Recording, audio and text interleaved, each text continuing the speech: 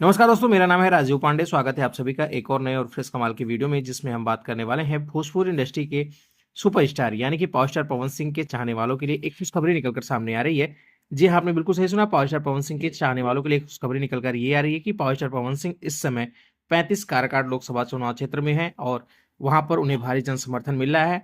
और इसी बीच पवन सिंह के चाहने वालों के लिए एक खुशखबरी ये है कि पवन सिंह के सपोर्ट के लिए युवा सुपरस्टार सिंगर और एक्टर अरविंद अकेला कल्लू अपने गुरु के लिए एक गाना लेकर आ रहे हैं। चुनाव स्पेशल गाना आने वाला है। इसकी जानकारी म्यूजिक डायरेक्टर प्रियांशु सिंह ने अपने सोशल मीडिया अकाउंट से एक पोस्ट साझा करते हुए दिया है। प्रियांशु सिंह ने अपने सोशल मीडिया अकाउंट से एक पोस्ट साझा करते हुए लिखा है, आवतानी जा चुनाव स्पेशल गीत लेकर आप सबके पावर स्टार खातिर।